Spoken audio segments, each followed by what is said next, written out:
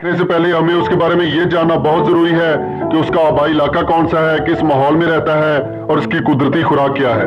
जिन दोस्तों को परिंदे रखने का शौक है लेकिन उनके पास घर की छत के अलावा कोई और जगह नहीं, तो उनको मेरा मशवरा है कि आप डायमंड डव रखो। ये ऐसा परिंदा है जिसे आप गर्मी और सर्दी दोनों मौसम में घर की छत पे रख सकते हैं।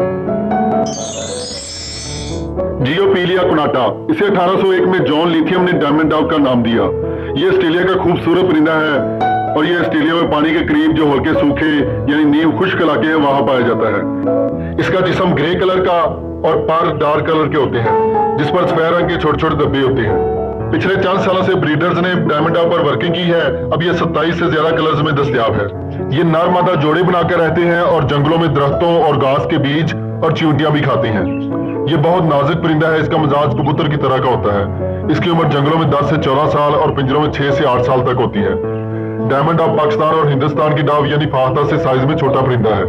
नर घोंसले की जगह तलाश करता है। मादा को मीटिंग के लिए राजी करने को नर मोर की तरह अपनी दुम के पर उठाएगा, फिर बार बार आवाजें लगाएगा, फिर दोनों मिलकर सूखी घास और टहनियों से घोंसला बनाना शुरू कर देते हैं। ये ऑस्ट्रेलिया में बारिशों के मौसमों के बाद मौसम बहार में ब्रीड शुरू करते हैं। इसकी ब्रीड बहुत फास्ट होती है। ये 2 सफेद रंग के अंडे देते हैं।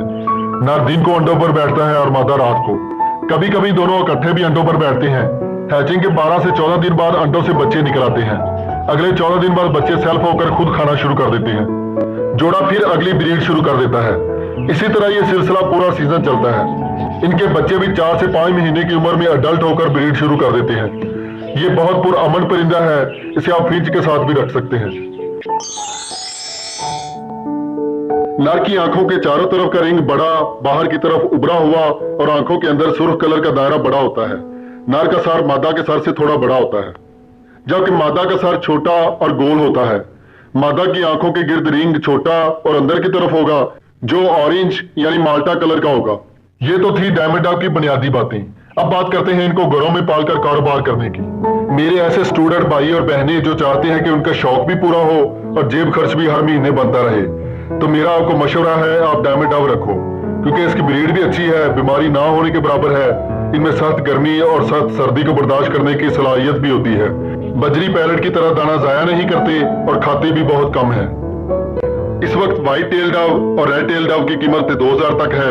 सिल्वर पाइड डव 6000 से 8000 और रेड पाइड डव 10000 से 15000 तक सेल हो रहा है। डायमंड डव का पेड़ ऐसा खरीदे जो पहली ब्रीड के लिए रेडी हो, उनके पर खूबसूरत और चमकदार हो, खास तौर पर उनकी दुम टूटी हुई ना हो। अच्छी चीज लें, चाहे थोड़ी सी महंगी ही क्यों ना हो, मुस्तकबिल में आपको उसका रिजल्ट भी अच्छा ही मिलेगा।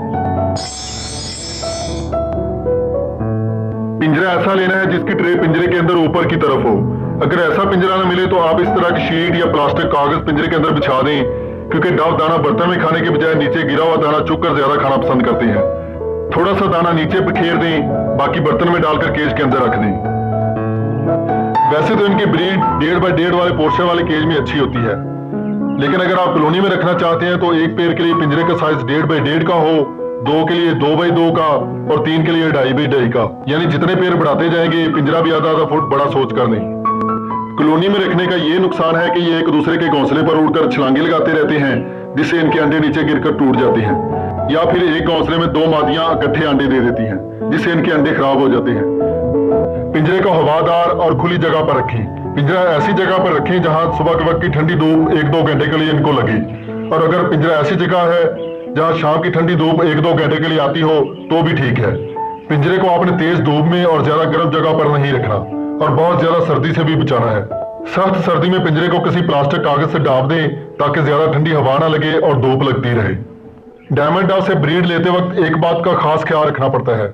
जब इनके बच्चे 20 या 22 दिन के हो जाएं तो फौरन माँ बाप से अलग कर दें, वरना ये अपने माँ बाप को तंग करेंगे, उनके घोंसले में बैठे रहेंगे, जिससे उनके अंडे टूटने का खतरा होता है। दूसरा, इनको हम उम्र बच्चों के साथ रखें। अगर ऐसा नहीं करेंगे तो बड़े बच्चे छोटे बच्चों को दाना नहीं खाने देंगे, जिससे वो केज के कोने में लगकर बैठे रहेंगे और भूख की वजह से छोटे बच्चों को मरने का भी खतरा होता है। ये तोतों की तरह मटकी या बॉक्स में ब्रीड नहीं करते।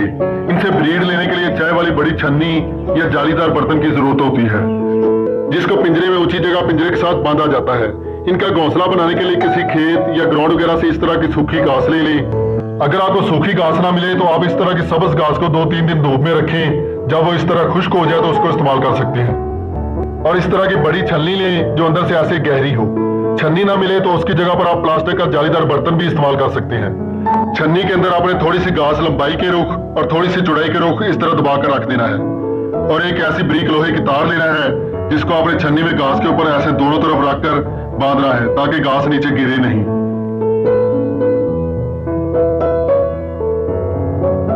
इसके ऊपर कोपिक्स पाउडर का थोड़ा सा छिड़काव करें और थोड़ा सा लकड़ी को बूरा डाल दें ताकि अंडे हवा लगने की वजह से खराब ना हो। थोड़ी सी सूखी घास पिंजरे में रख दें, बाकी नेस्ट की सेटिंग डायमंड डॉग खुद ही कर लेंगे।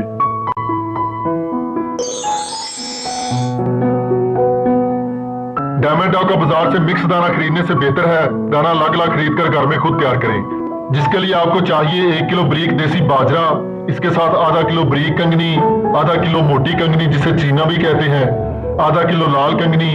ये दाना अपने डॉग को जरूर खिलाया करें। अगर आप अफोर्ड कर सकते हैं तो 1 पाव सरसों के बीज, 1 पाव कनेरी सीड, आधा पाव खसकास। इसकी तासीर ठंडी होती है, इसे सिर्फ गर्मियों के मौसम में दाने के अंदर मिक्स करके इस्तेमाल करवाना है। आधा पाव यानी 100 ग्राम सफेद या काले तिल, दोनों में से जो आपको मिल जाए आप यूज करवा सकते हैं। आधा पाव अलसी के बीज, इसके अलावा सूरजमुखी के बीज भी डायमंड डॉग को खिला सकते हैं, लेकिन इनको किसी ग्राइंडर में डालकर थोड़े बारीक कर लें। जब ये इस तरह बारीक हो जाए तो इसे दाने में मिक्स करके खिला सकते हैं। 1 किलो बाजरे में आधा किलो मोटी कंगनी, आधा किलो बारीक कंगनी, आधा किलो लाल कंगनी, 1 पाव सरसों के बीज, 1 पाव कनेरी सीड, आधा पाव खसकास मिला दी। अगर आप सर्दियों के लिए दाना तैयार कर रहे हैं तो आधा पाव तिल और आधा पाव सूरजमुखी के बीज ग्राइंड करके जरूर इस्तेमाल करवाया करें। इन सब चीजों को अच्छी तरह मिक्स कर लें। यह दाना आपके डायमंड डॉग के लिए सबसे बेहतरीन दाना है। कुछ लोग सिर्फ बारीक बाजरा ही अपने डायमंड डॉग को खिलाते हैं, जिससे वो जिंदा तो रहते हैं, 2-3 बार ब्रीड भी अच्छी करते हैं, लेकिन उसके बाद अंडे अनफर्टाइल, बच्चों के पांव टेढ़े, ब्रीड कम कर देना या रोक देना जैसे मसाइल पैदा हो जाते हैं। भाई परिंदे उतनी तादाद में रखें जिनकी आप अच्छे से हिफाजत कर सकें। परिंदों को मतवाजन और अच्छी खुराक दें तो किसी ब्रीडिंग फार्मूले की जरूरत नहीं होती। बहुत ज्यादा सर्दी में इनको दानों में 4000 मछली तेल के कैप्सूल मिक्स करके खिलाएं। जिनको मिक्स करने का तरीका यह है कि तकरीबन आधा किलो दानों को हल्की आग पर हल्का सा गर्म कर लें और इसमें 4000 फिश ऑयल के कैप्सूल का लिक्विड निकालकर अच्छी तरह मिक्स कर लें। अब ये दाने दूसरे दानों में मिला लें। सर्दियों में परिंदे पर फैलाकर बैठ जाते हैं, इससे परिंदे शदीद सर्दी से महफूज रहेंगे।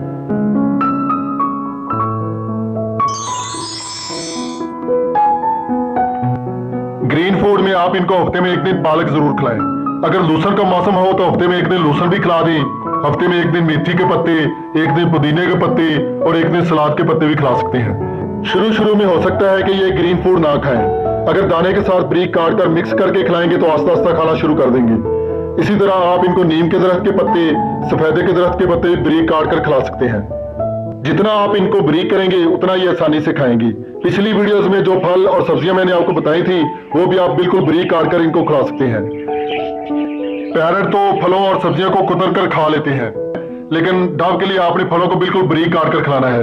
ग्रीन फूड और फल वगैरह इतनी मिकदार में देना है जितना वो 1, 2 या 3 घंटे में खाकर खत्म कर दे।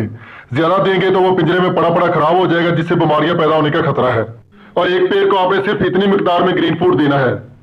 बहुत ज्यादा ब्रीड करने की वजह से इनमें कैल्शियम की कमी पैदा हो जाती है, जिसको पूरा करने के लिए कटर फिश बॉन्ड यानी समुद्री जाग इनके केज में रखें। आप समुद्री जाग का पाउडर बनाकर अलग से बर्तन में डालकर भी खिला सकते हैं और दानों के अंदर मिक्स करके भी खिला सकते हैं, या फिर साबुत टुकड़ा इनके केज में रख दें। ये नरम होती है और खुद ही डॉग खाते रहेंगे। इसी तरह आप सीप का पाउडर बना लें या बाजार से इस तरह का सीप का पाउडर लेकर दानों के ऊपर इस तरह छिड़कर अपने परिंदों को खिलाएं। कैल्शियम चाक भी आप खिला सकते हैं। कैल्शियम ब्लॉक बनाने की वीडियो मेरे चैनल पर मौजूद है, वैसा कैल्शियम चाक बनाकर खिलाएं। इसके अलावा एक और बहुत अहम वीडियो मेरे चैनल पर मौजूद है कैल्शियम वाली मिट्टी की। वैसी मिट्टी आप अपने डॉग को बनाकर खिलाया करें। सर्दियों में हफ्ते में 1 दिन उबला हुआ अंडा डबल रोटी या चावलों में मिक्स करके खिला सकते हैं। अंडे को आपने अच्छी तरह बाल कर अच्छी तरह बारीक करके चावलों में मिक्स करके खिलाना है, या डबल रोटी को ऐसे बारीक करके उसमें अंडा मिक्स करके खिलाएं। यह आपने बहुत कम मिकदार में डॉग को खिलाना है, वो भी हफ्ते में 1 बार। केज का पानी आपने दिन में 2 मरतबा तब्दील करना है। पानी ताजा और साफ देना है। ये दूसरे परिंदों की निस्बत बहुत कम बीमार होते हैं। बस 2 तरह की बीमारियों से बचाना पड़ता है। Number 1 red mites. ये छोटे छोटे ना नजर आने वाले कीड़े जो केज की सफाई ना होने की वजह से पैदा होती हैं और इनके जिस्मों के साथ चिमट जाती हैं। दिन को तो ये इनको इतना तंग नहीं करते, लेकिन रात को इनका खून चूसते हैं, जिसकी वजह से ये रात को पिंजरे में डालकर इधर उधर फड़फड़ाते हैं। हमेशा पिंजरे की सफाई रखें, कॉम्पक्स पाउडर का छिड़काव किया करें। दूसरे नंबर पर है कैंकर यानी सांस की बीमारी, जो कि अच्छा एंटीबायोटिक देने से ठीक हो जाती है।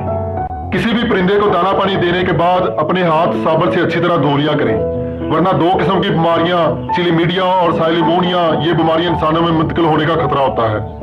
उम्मीद करता हूं आपको इस वीडियो से काफी मालूमात मिली होगी। जिन दोस्तों ने चैनल सब्सक्राइब नहीं किया प्लीज सब्सक्राइब कर दें और घंटी का बटन दबाकर ऑल कर दें।